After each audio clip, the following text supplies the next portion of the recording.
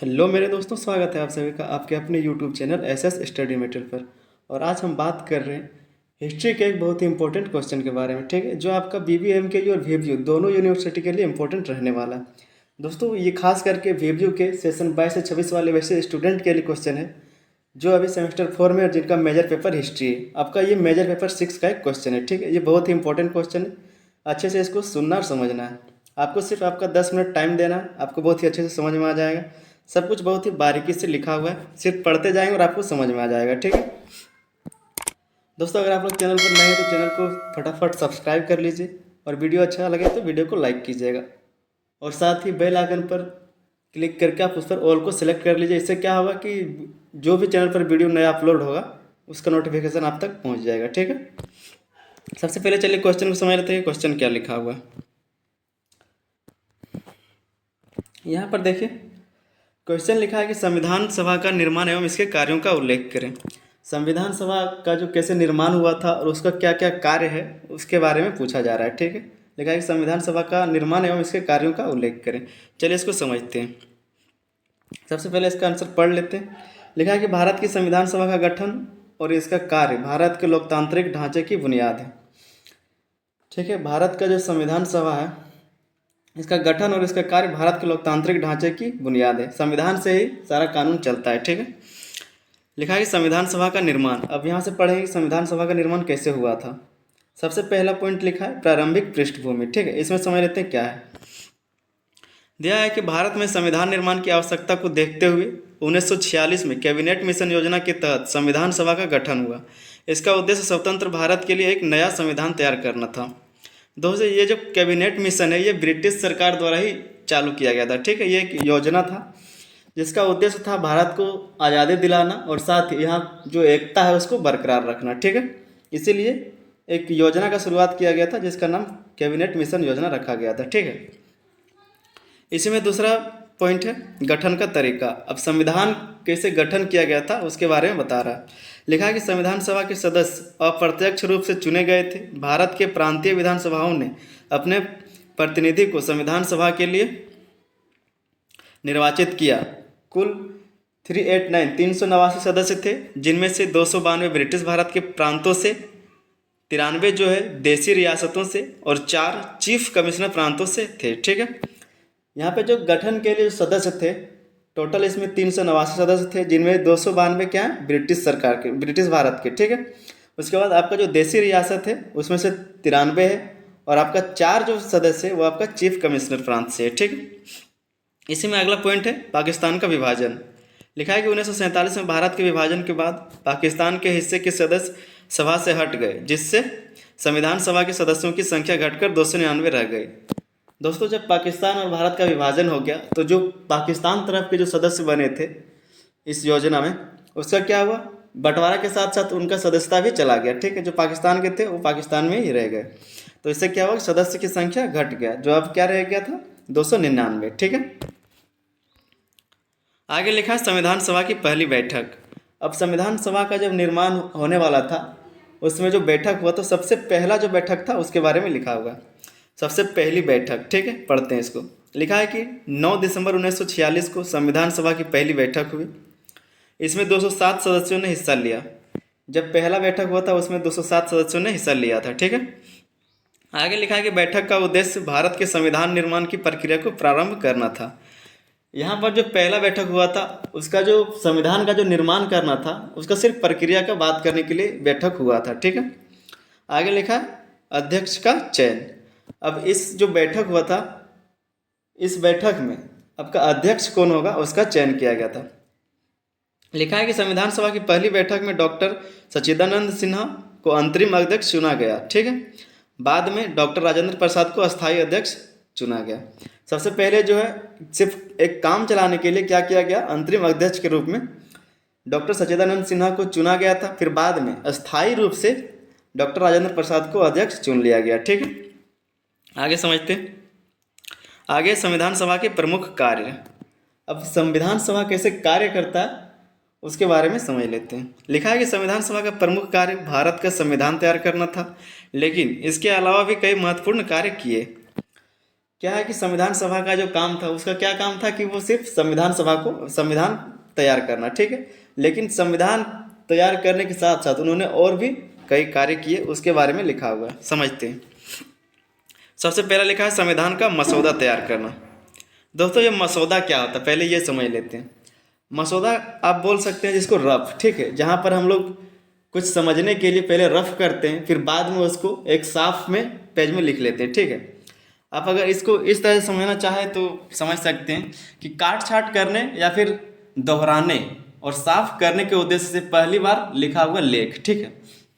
मान लेते हैं हम लोग कुछ लिखा, फिर उसमें काट छाट करना है क्योंकि उसमें कुछ संशोधन करना है, ठीक है, कि ये ऐसा नहीं होगा ऐसा होगा, इस तरह से लिखना है। तो उस तरह का जो लिखावट है, उस तरह का जो लेख है, उसी को मसौदा बोला जाता है, क्योंकि वो अभी फेयर नहीं लिखा हुआ है, ठीक है, वो रफ हुआ है अभी, वही मसौदा है। क्या लिखा है कि संविधान का मसौदा तैयार करना, सबसे पहला पॉइंट है। इसमें दिया हुआ है कि मसौदा समिति। अब ये जो मसौदा तैयार करने वाला समिति था उसके बारे में समझ लेते हैं। लिखा है कि 29 अगस्त 1947 को संविधान सभा ने भारत संविधान के प्रारूप को तैयार करने के लिए मसौदा समिति का गठन किया। क्या किया कि 29 अगस्त 1947 को संविधान सभा ने संविधान के प्रारूप को तैयार करने के लिए एक मसौदा समिति का गठन किया, ठीक है। इस समिति के अध्यक्ष डॉक्टर भीमराव अम्बेडकर थे। अब यहाँ से जो है डॉक्टर भीमराव अम्बेडकर का अध्यक्षता शुरू हुआ, ठीक है। उन्होंने भारतीय संविधान का प्रारूप तैयार करने में महत्वपूर्ण भूमिका निभाई। अब जो अम्बेडकर साहब हैं उन्होंने बहुत ही महत्वपूर्ण भूमिका निभाई संविधान को तैयार करने में, ठीक है। इसी में अगला पॉइंट है संविधान पर चर्चा। मसौदा समिति द्वारा तैयार किए गए प्रारूप पर संविधान सभा के गहन चर्चा की। कई संशोधन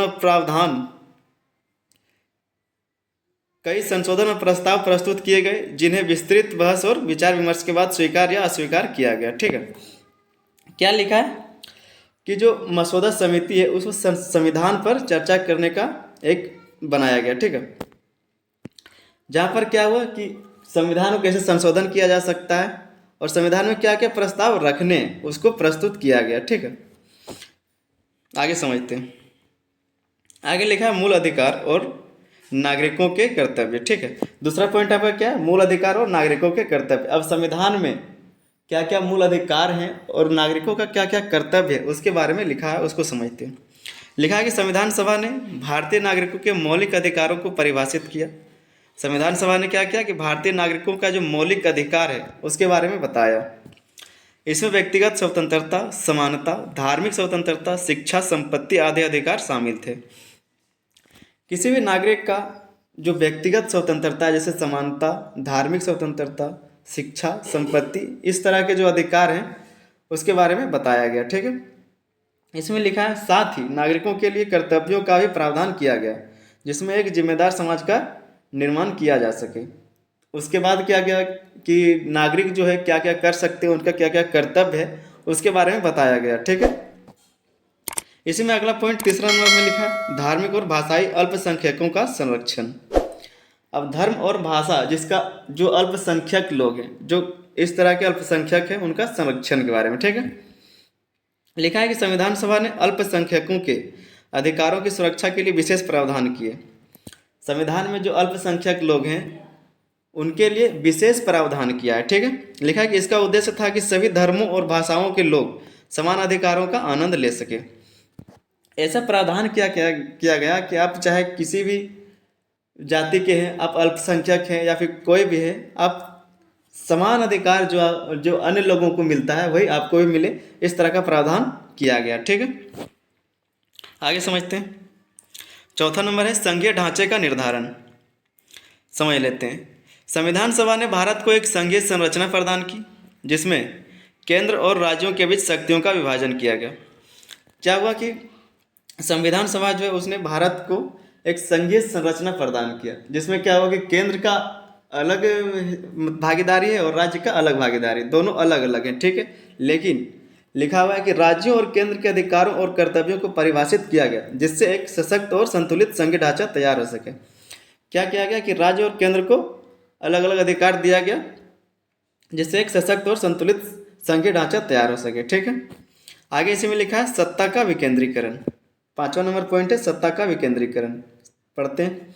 लिखा है कि पंचायत, नगर पालिका और जिला स्तर पर सत्ता के विकेंद्रीकरण का प्रावधान किया गया। पंचायत और नगर पालिका और जिला स्तर पर विकेंद्रीकरण का मतलब क्या होता है कि किसी बड़े जो समूह है, बड़े जो आप कह सकते हैं सरकारी चीज़, वहाँ से जो फैसले हैं या फिर वहाँ से जो नियंत्रण है उसको एक जगह से तोड़कर छोटे छोटे भागों में बांट देना ही विकेंद्रीकरण कहलाता है। ठीक है, आगे इसी में लिखा है कि जिससे जमीनी स्तर पर लोकतांत्रिक शासन की स्थापना हो सके।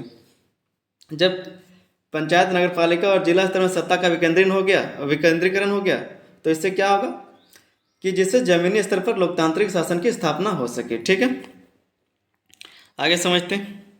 इसमें छठा नंबर पर है धर्मनिरपेक्षता और सामाजिक न्याय। ठीक है, धर्मनिरपेक्षता और सामाजिक न्याय क्या है उसको समझ लेते हैं। लिखा है कि संविधान सभा ने यह सुनिश्चित किया कि भारत एक धर्मनिरपेक्ष राज्य होगा। संविधान में यह सुनिश्चित कर दिया गया कि भारत जो है ये धर्मनिरपेक्ष होगा, किसी धर्म की तरफ झुका हुआ नहीं रहेगा, किसी धर्म का अनादर नहीं करेगा। ठीक है, आगे लिखा है कि जहाँ सभी धर्मों का सम्मान किया जाएगा, जहाँ सभी धर्मों का सम्मान किया जाएगा और कोई धर्म राजधर्म नहीं होगा। सभी धर्मों का सम्मान किया जाएगा और कोई भी धर्म राजधर्म नहीं होगा, ऐसा संविधान में लिखा गया है। ठीक है, इसी में आगे लिखा है कि साथ ही जातिगत भेदभाव को समाप्त करने के लिए सामाजिक न्याय की स्थापना की गई और अनुसूचित जातियों, जनजातियों और अन्य पिछड़े वर्गों के लिए विशेष प्रावधान किए गए। साथ ही क्या किया गया कि जो जातिगत भेदभाव है उसको समाप्त कर दिया गया और उसके बाद जो अनुसूचित जाति हैं, जो जनजाति लोग हैं और अन्य पिछड़ा वर्ग के जो लोग हैं उनके लिए भी क्या किया, विशेष प्रावधान किया गया है संविधान में। ठीक है, आगे लिखा है संविधान सभा की अंतिम बैठक और संविधान का अंगीकरण। अब संविधान सभा जब तैयार हुआ उसका जो अंतिम बैठक है उसके बारे में और संविधान का कैसे अंगीकरण किया गया उसके बारे में। ठीक है, इसमें पहला पॉइंट है अंतिम मसौदा। ठीक है, लिखा है कि संविधान सभा ने 26 नवंबर 1949 को संविधान के अंतिम मसौदे को अंगीकृत किया। यह आपका जो है 26 नवंबर 1949 ये संविधान सभा का अंतिम बैठक था। ठीक है, अंतिम मसौदा इसमें तैयार किया गया था। आगे लिखा है कि इस दिन को संविधान दिवस के रूप में मनाया जाता है। 26 नवंबर को क्या होता है कि संविधान दिवस के रूप में इसको मनाया जाता है। ठीक है, अगला पॉइंट है लागू होना। कैसे ये लागू हुआ उसके बारे में लिखा है कि संविधान को औपचारिक रूप से 26 जनवरी 1950 को लागू किया गया। ये तैयार तो हो गया था 26 नवंबर 1949 को, लेकिन इसको लागू कब किया गया, 26 जनवरी 1950 को। ठीक है, इस दिन भारत गणराज्य बना और इसे गणतंत्र दिवस के रूप में मनाया जाता है। 26 जनवरी को क्या हुआ, भारत जो है गणराज्य बना और इसको 26 जनवरी को गणतंत्र दिवस के रूप में हम लोग मनाते हैं। ठीक है, इसी में आगे लिखा है संविधान सभा के अन्य कार्य। आपने पीछे जो पढ़ा वो संविधान के मुख्य कार्य थे। अब जो संविधान सभा का उस मुख्य कार्य से हटके जो अन्य कार्य है उसके बारे में थोड़ा सा दिया हुआ है, उसको समझते हैं। लिखा है कि संविधान सभा ने भारत के राष्ट्रीय ध्वज, प्रतीक और गान को भी अपनाया।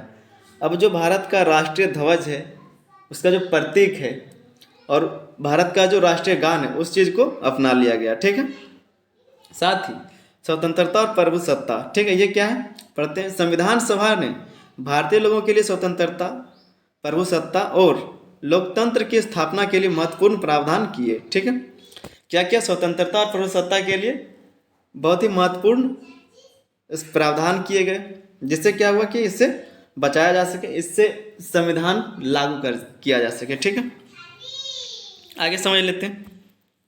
आगे इसका निष्कर्ष लिखा हुआ है। आपने जो भी पहले पढ़ा या फिर जो आपने आंसर में लिखा है उसको 4 लाइन में लिखना है। ठीक है, उसी को निष्कर्ष बोलते हैं।